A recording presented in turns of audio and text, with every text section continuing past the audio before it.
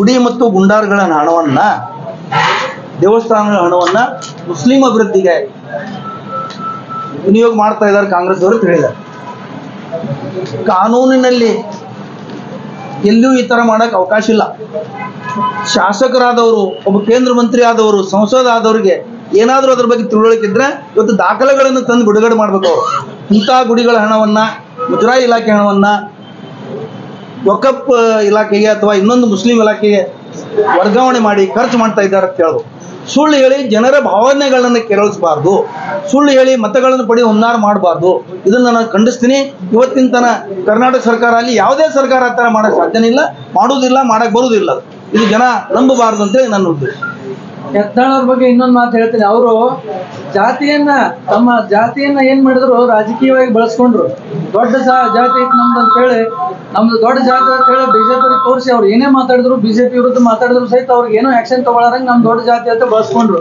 ಆಮೇಲೆ ಒಂದ್ ಕಡೆ ಹಿಂದೂ ಅಂತ ಹೇಳ್ತಾರ, ಒಂದ್ ಕಡೆ ಲಿಂಗಾಯತ ಅಂತ ಹೇಳ್ತಾರ, ಒಂದ್ ಕಡೆ ಬೇರೆ ಇನ್ನೊಂದು ಹೇಳ್ತಾರೆ. ಹಾಗಾಗಿ ಆ ಜಾತಿಯನ್ನ ದುರುಪಯೋಗ ಮಾಡಿಕೊಂಡು ಆ ಇಡೀ ಸಮಾಜವನ್ನ, ಪಂಚಮಸಾಲಿ ಸಮಾಜವನ್ನ ನಡನೀರಲ್ಲಿ ಕೈ ಬಿಟ್ಟಾರೆ. ಯಾವ್ದು ಆ ಕಡೆ ಇಲ್ಲ, ಈ ಕಡೆ ಇಲ್ಲ, ಯಾವುದೇ ಮೀಸಲಾತಿ ಸಿಗ್ಲಾರಕ್ಕೆ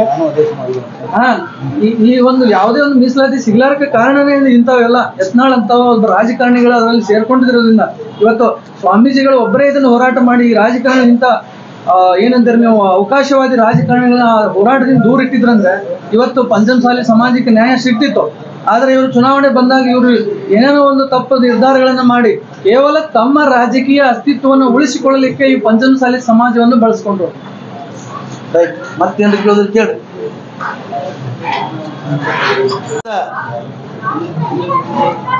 ಗ್ಯಾರಂಟಿಯನ್ನು ಒಳಗೊಂಡ ಒಂದು ಪ್ರಣಾಳಿಕೆಯನ್ನು ಪ್ರಧಾನಿ ನರೇಂದ್ರ ಮೋದಿ ಅವರು ಟೀಕಿಸ್ತಾ ಇದ್ದಾರೆ. ಏನಂದ್ರ ಆ ಪ್ರಣಾಳಿಕೆ ಮುಸ್ಲಿಂ ಲೀಗ್ ಪ್ರಣಾಳಿಕೆ ಇದೆ ಅಂತ ಹೇಳ್ತಾ ಇದ್ದಾರೆ. ನರೇಂದ್ರ ಮೋದಿ ಅವರು ಆ ತರ ಹೇಳಬೇಕಾದ್ರೆ ಆ ಪ್ರಣಾಳಿಕೆಯಲ್ಲಿ ಎಲ್ಲಾದರೂ ಒಂದ್ ಕಡೆ ಇದಕ್ಕೆ ಸಂಬಂಧಪಟ್ಟಂತ ಒಂದು ಅಕ್ಷರ, ಒಂದು ಶಬ್ದ ಏನಾದರೂ ಇದೆ ಅಂತ ನೀವು ಪರಿಶೀಲಿಸಬಹುದು. ಅದರಲ್ಲಿ ಸುಳ್ಳು ಹೇಳಕ್ಕೆ ಒಂದು ಮಿತಿ ಇರ್ತದೆ. ಒಬ್ಬ ಮನುಷ್ಯ ಸುಳ್ಳು ಹೇಳಕ್ಕೆ, ಅದು ಈ ದೇಶದ ಗೌರವಾನ್ವಿತ ಒಂದು ಗೌರವಾನ್ವಿತ ಹುದ್ದೆನಲ್ಲಿ ಇದ್ಕೊಂಡು ಇಂಥ ಸುಳ್ಳು ಹೇಳುದಂದ್ರೆ ಅವ್ರಿಗೆ ಅಗೌರವ, ಇದು ಗೌರವ ಅಲ್ಲ. ನಾ ಇನ್ನೊಂದ್ಸಲ ಹೇಳಿದ್ದೆ, ಸುಳ್ಳು ಹೇಳಕ್ಕ ಡಾಕ್ಟರೇಟ್ ಏನಾದರೂ ಕೊಡೋ ಪ್ರಸಂಗ ಬಂದ್ರೆ ನರೇಂದ್ರ ಮೋದಿ ಅವರಿಗೆ ಮೊದಲನೇದಾಗಿ ಕೊಡ್ಬೇಕಂತ ಹೇಳಿ. ಮುಸ್ಲಿಂ ಲೀಗ್ ಅಂದ್ರೆ ಇವ್ರಿಗೆ ಏನು ಅರ್ಥ ಇದೆಯಾ? ಒಂದು ಮುಸ್ಲಿಂ ಲೀಗ್ ಅಂತ ಒಂದು ಸಂಸ್ಥೆ ಸ್ವಾತಂತ್ರ್ಯ ಚಳವಳಿಯಲ್ಲಿ ಭಾಗವಹಿಸಿದೆ. ಮುಸ್ಲಿಮರು ಈ ದೇಶದ ಸ್ವಾತಂತ್ರ್ಯ ಚಳವಳಿಯಲ್ಲಿ ಭಾಗವಹಿಸಿದ್ದಾರೆ.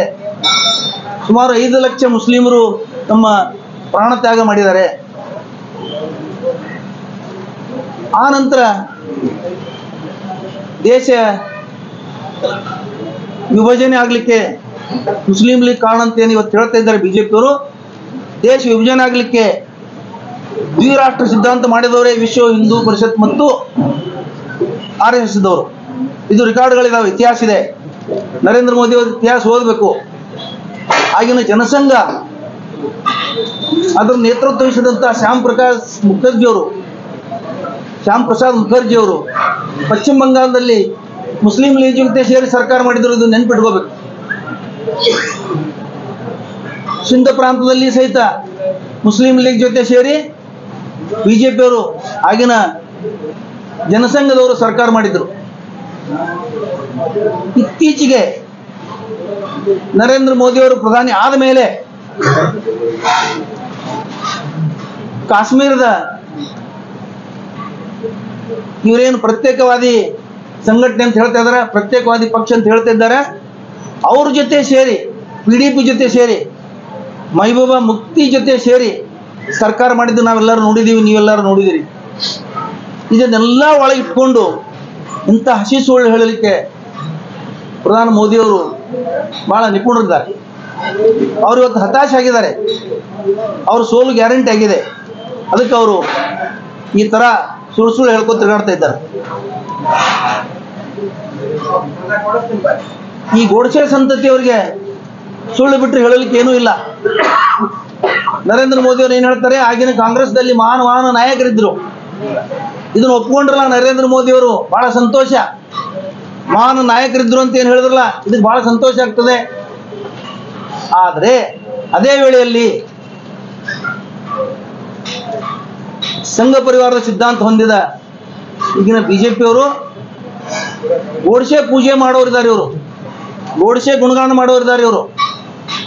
ಇವ್ರಿಗೆ ಯಾವ ದೇಶಭಕ್ತಿ ಇದೆ, ಯಾವ ನೈತಿಕತೆ ಇದೆ? ಈಗಿನ ಕಾಂಗ್ರೆಸ್ಗೆ ದೂರದೃಷ್ಟಿ ಇಲ್ಲ. ಅವ್ರು ಹೇಳೋದು, ನಿಮಗೆ ಯಾವ ದೂರದೃಷ್ಟಿ ಇದೆ? ನಿಮಗೂ ದೂರದೃಷ್ಟಿ ಇಲ್ಲ. ನಿಮಗೆ ಒಂದೇ ದೂರದೃಷ್ಟಿ, ನಮ್ಮ ದೇಶದ ಸಾರ್ವಜನಿಕ ಉದ್ಯಮಗಳನ್ನು ಮಾರಾಟ ಮಾಡೋದು, ದೇಶಕ್ಕೆ ಸಾಲ ಹೆಚ್ಚಿಗೆ ಮಾಡೋದು, ಬಂಡವಾಳಶಾಹಿಗಳ 16 ಲಕ್ಷ ಕೋಟಿ ರೂಪಾಯಿಗಳನ್ನು ಸಾಲ ಮನ್ನಾ ಮಾಡೋದು, ಇಲ್ಲಿಂದ ಬ್ಯಾಂಕ್ ಸಾಲ ತಗೊಂಡು ಈ ದೇಶ ಬಿಟ್ಟು ಓಡಿ ಹೋದವರಿಗೆ ಸಪೋರ್ಟ್ ಮಾಡೋದು, ಸಾರ್ವಜನಿಕ ಉದ್ಯಮಗಳನ್ನು ಮಾರಾಟ ಮಾಡಿ ಖಾಸಗಿಯವರಿಗೆ ನೀಡುವುದು, ಅದರಲ್ಲಿರುವ ಮೀಸಲಾತಿ ಪ್ರಮಾಣದ ನೌಕರದಾರರನ್ನು ತೆಗೆಯುವ ಹುನ್ನಾರ ನಿಮ್ಮದಿದೆ. ನೀವು ದಲಿತರ ಉದ್ಧಾರ ಅಂತ ಹೇಳ್ತಾ ಇದ್ದೀರಿ. ನಿಮ್ಮ ಉದ್ದೇಶ ಏನು? ಆ ಉದ್ಯಮಗಳನ್ನು ಮಾರಾಟ ಮಾಡಕ್ಕಂದ್ರೆ ನಿಮಗೆ ಆ ದಲಿತರ ಮೀಸಲಾತಿಯನ್ನು ಕಿತ್ತೊಗಿಬೇಕಾಗ್ಯದ. ಅದಕ್ಕೆ ಹಂತ ಹಂತವಾಗಿ ನೀವು ಆ ಪ್ಲಾನ್ ಮಾಡ್ತಾ ಇದ್ದೀರಿ.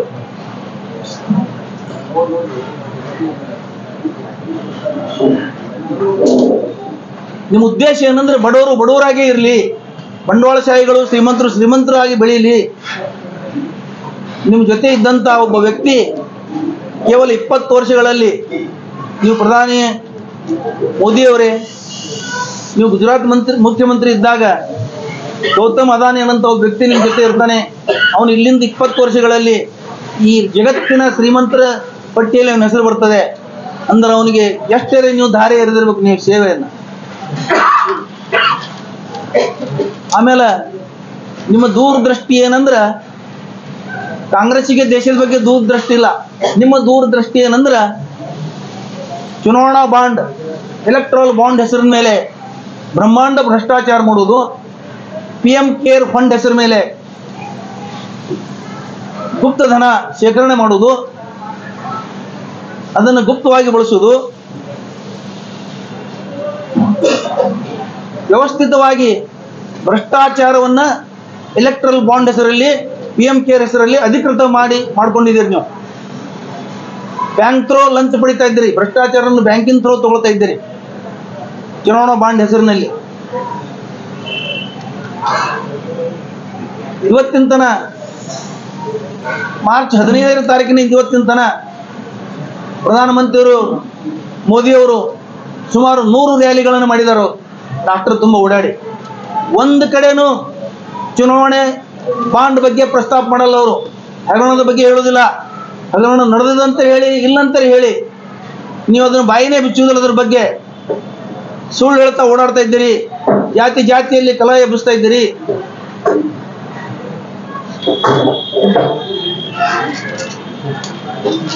ನಿಮಗೆ ಒಂದೇ ದೂರದೃಷ್ಟಿ ಇದೆ, ಈ ದೇಶದ ಸಂವಿಧಾನವನ್ನ ಬದಲಾವಣೆ ಮಾಡುವುದು, ಸಾಂವಿಧಾನಿಕ ಸಂಸ್ಥೆಗಳನ್ನು ದುರ್ಬಲಗೊಳಿಸುವುದು. ಇವತ್ತು ಚುನಾವಣಾ ಆಯೋಗ ಇರ್ಬೋದು, ರಾಷ್ಟ್ರಪತಿ ಭವನ ಇರ್ಬೋದು, ಲೋಕಸಭೆ ಇರ್ಬೋದು, ಇಡೀ ಬರ್ಕೊಂಡು ಚುನಾವಣಾ ಬಾಂಡ್ ವಿಷಯಕ್ಕೆ ಬಂದ್ರೆ ಕಾಂಗ್ರೆಸ್ ಅವರು ತಗೊಂಡಿಲ್ವಾ? ಬಹಳ ಚಲೋ ಕೇಳಿದ್ರಿ ಸರ್. ಎಲ್ಲಾ ಪಕ್ಷದವರು ತಗೊಂಡಿದ್ದಾರೆ. ಆದ್ರೆ ಕೊಡುವುದು ಬೇರೆ, ಇಸ್ಕೊಳ್ಳೋದು ಬೇರೆ, ಕಸ್ಕೊಳ್ಳೋದು ಬೇರೆ. ಇವ್ರು ಕಸ್ಕೊಂಡಿದ್ದಾರೆ. ED, IT, ಆಮೇಲೆ CBI ತೋರಿಸಿ ಹೆದರಿಸಿ ಅರೆಸ್ಟ್ ಮಾಡಿ ಜೈಲಲ್ಲಿ ಇಟ್ಟು, ಅರವಿಂದೋ ಫಾರ್ಮಾ ಅಂತ ಒಂದು ಕಂಪನಿಯ ಒಂದೇ ಒಂದು ಉದಾಹರಣೆ ಹೇಳ್ತೀನಿ, ಇನ್ನೂ ಬಹಳ ಹೇಳ್ಬೇಕಾದ್ರೆ.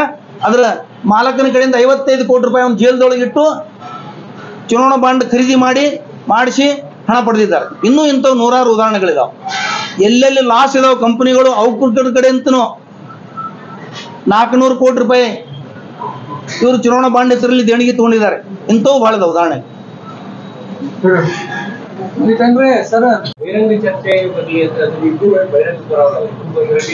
ಇಲ್ಲ, ಅವ್ರು ವೇದಿಕೆ ಸಿದ್ಧ ಮಾಡಿದ್ರೆ ನಾವು ಬರ್ತೀವಿ. ಅಲ್ಲ ಬಹಿರಂಗ ಚರ್ಚೆ ನಾವು ಸಿದ್ಧ ಮಾಡ್ತೀವಿ, ಅವ್ರು ಬರ್ಲಿ. ಅವ್ರು ಸಿದ್ಧ ಮಾಡಿದ್ರೆ ನಾವು ನಾವು ಸಿದ್ಧ ಮಾಡ್ತೀವಿ. ನಿನ್ನೆ ದಿವಸ ಬೆಂಗಳೂರಲ್ಲಿ ನಿರ್ಮಲಾ ಸೀತಾರಾಮನ್ ಅವರಿಗೆ ಒಂದು ಬಹಿರಂಗ ಚರ್ಚೆ ಸಿದ್ಧ ಮಾಡಿ ಬನ್ನಿ ಅಂತ ಹೇಳಿ ನಮ್ಮ ಸರ್ಕಾರದ ಸಚಿವರು ಕೃಷ್ಣ ಬೈರೇಗೌಡರು ಆಹ್ವಾನ ಮಾಡಿದ್ರು. ಬೆಂಗಳೂರಲ್ಲಿ ಇದ್ದು ಸಹಿತ ತಪ್ಪಿಸಿಕೊಂಡು ಓಡೋಗಿದ್ದಾರೆ ನಿರ್ಮಲಾ ಸೀತಾರಾಮನ್. ನಮ್ಮ ದೇಶದ ಆರ್ಥಿಕ ಪರಿಸ್ಥಿತಿ, ಆರ್ಥಿಕ ಮಂತ್ರಿಗಳು ನಮ್ಮ ರಾಜ್ಯಕ್ಕೆ ಅದೊಂದು ಹೇಳೋದು ಬಿಟ್ಟೆ ನಾನು. ನೀವು ಪ್ರಶ್ನೆ ಕೇಳಿದ ಒಳ್ಳೇದು ಮಾಡಿದ್ರಿ. ನಮ್ಮ ರಾಜ್ಯಕ್ಕೆ ಬರತಕ್ಕಂಥ ಹಣಕಾಸಿನ ಭಾಗ ನಾನು ಇವತ್ತು ಸಹಾಯ ಅಂತ ಹೇಳೋದಿಲ್ಲ. ಕೇಂದ್ರ ಸರ್ಕಾರ ಸಹಾಯ ಮಾಡಕ್ಕೆ ಸಾಧ್ಯ ಇಲ್ಲ. ನಮ್ಮ ದುಡ್ಡೇ ನಮ್ಮ ಪಾಲು ನಮಗೆ ಕೊಡೋಕ್ಕಾಗಿಲ್ಲ. ಇವತ್ತು ಅವರಿಗೆ ಮೋಸ ಮಾಡ್ತಿದ್ದಾರೆ. ನಿರ್ಮಲಾ ಸೀತಾರಾಮನ್ ಅವರು ಏನು ಹೇಳ್ತಾರೆ, ಎಲ್ಲ ಕೊಟ್ಬಿಟ್ಟಿದ್ದೀವಿ. ನಿನ್ನಿನ ದಿವಸ ಏನು ಹೇಳಿದ್ದಾರೆ, ಚುನಾವಣಾ ಆಯೋಗದ ಪರ್ಮಿಷನ್ ಬೇಕು, ಅದಕ್ಕೆ ಕೊಡ್ತಾ ಇಲ್ಲ. ನೀವು ಕೊಟ್ಟುಬಿಟ್ಟಿದ್ದೇವೆ ಅಂತ ಹೇಳೋರು ಚುನಾವಣಾ ಆಯೋಗದ ಪರ್ಮಿಷನ್ ಆಗ್ಬೇಕು ನಿಮ್ಗೆ? ಹೇಳಿ. ಸಂಪೂರ್ಣ ವಿಫಲ ಆಗಿದೆ ಕೇಂದ್ರ ಸರ್ಕಾರ ಮತ್ತು ನರೇಂದ್ರ ಮೋದಿ ಅವರು. RSS ಸಂಘಟನೆಯ ಒಂದು ಉಪಸಂಸ್ಥೆ ಇವತ್ತು ಚುನಾವಣೆ ಸರ್ವೆ ಮಾಡಿದೆ ದೇಶದಲ್ಲಿ. ನೀವು 200ಕ್ಕಿಂತಲೂ ಹೆಚ್ಚಿನ ಸೀಟುಗಳು ಪಡೆಯುವುದಿಲ್ಲ ಅಂತೇಳಿ ಅವರು ಡಿಕ್ಲೇರ್ ಮಾಡಿದ್ದಾರೆ. ನಿಮಗೆ ಇವತ್ತು ಹೆದರಿಕೆ ಉಟ್ಕೊಂಡಿದೆ, ನಾನು ಮತ್ತೊಮ್ಮೆ ಬರುವುದಿಲ್ಲ, ನಾವು ಗೆದ್ದುವುದಿಲ್ಲ ಅಂಥೇಳಿ 400 ಸೀಟುಗಳು ಅಂತ ಹೇಳಿ ಓಡಾಡ್ತಾ ಇದ್ದೀರಿ. ಇವತ್ತಿನ ತನ ಒಂದೂ ಕೆಲಸ ಮಾಡಿದ್ರ ಬಗ್ಗೆ ಹೇಳ್ತಾ ಇಲ್ಲ. ಎದರ ಬಗ್ಗೆ 400 ಸೀಟ್ ಬರ್ತಾ ಇದ್ದಾವೆ ಅಂತ ಹೇಳ್ತಾ ಇಲ್ಲ.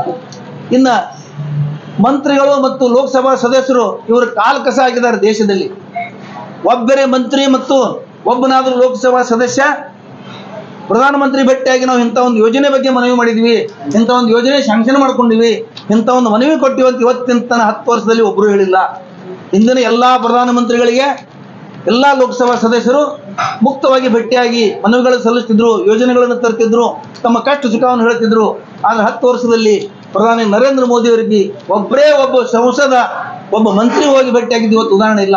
ಯಾವ ಪತ್ರಿಕೆಗಳಲ್ಲಿ, ಯಾವ ಟಿವಿಗಳಲ್ಲಿ, ಮಾಧ್ಯಮಗಳಲ್ಲಿ ಬಂದಿಲ್ಲ. ಇನ್ನ ನಮ್ಮ ನಗರದ ಶಾಸಕರಾದಂಥ ನಾವು ಅವರಿಗೆ ಒಡಕುಬಾಯಿ ಅಂತ ಹೇಳಿ ಹೆಸರಿಡ್ತೀವಿ. ಒಡಕುಬಾಯಿ ಶಾಸಕರಾದಂಥ ಇನ್ನ ಅದಕ್ಕಿಂತಲೂ ಏನ್ರೆ ಶಬ್ದ ಸಿಗ್ತಾ ಇಲ್ಲ, ನಾವು ಇಡ್ಬೇಕಂತೀವಿ ಆದ್ರೆ ಸಿಗ್ತಾ ಇಲ್ಲ. ಏನು ಹೇಳಿದಾರಂದ್ರೆ,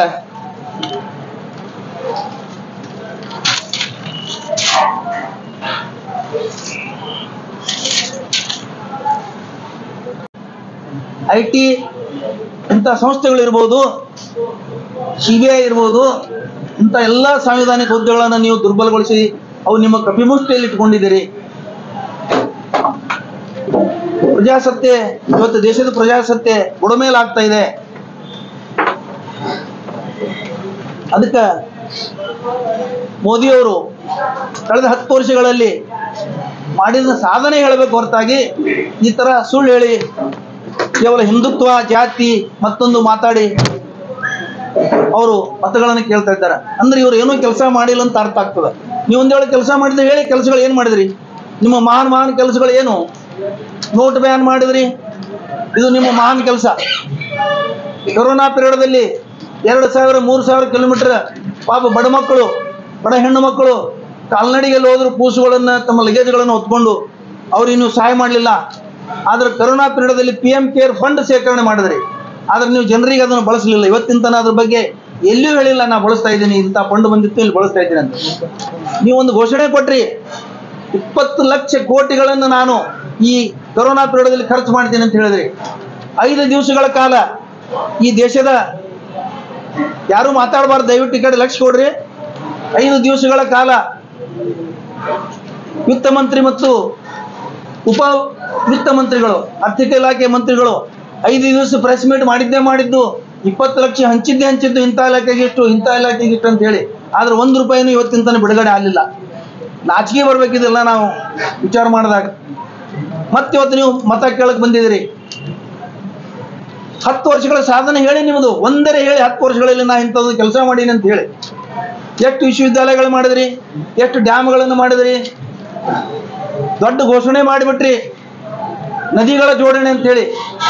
ಸರ್ವೆ ಸಹಿತ ಆಗಿಲ್ಲ ಅದು ಇವತ್ತಿಗೆ, ಸರ್ವೆ ಸಹಿತ ಮಾಡಿಲ್ಲ ನದಿಗಳ ಜೋಡಣದ. ಎಲ್ಲ ಪತ್ರಿಕೆಗಳಲ್ಲಿ, ಎಲ್ಲ ಮಾಧ್ಯಮಗಳಲ್ಲಿ ಹೆಡ್ಲೈನ್ದಲ್ಲಿ ಬಂತ ಹೊತ್ತ ನದಿಗಳ ಜೋಡಣೆ ಅಂತೇಳಿ. ಇವತ್ತಿನ ತನ ಏನೂ ಆಗಲೇ ಇಲ್ಲ. ಸುಳ್ಳೇ ಹೇಳ್ಕೊತ ಬಂದ್ರಿ ಇವತ್ತಿನ ತನ. ನೀವು ಸುಳ್ಳೇ ಬಂಡವಾಳ ನಿಮ್ಮದು. ऐसे ही खबर देखने के लिए UTV न्यूज एक्सप्रेस को लाइक करें, शेयर करें, कमेंट करें और सब्सक्राइब करना ना भूलिए। आपके विचार हमारे लिए बहुत मायने रखते हैं।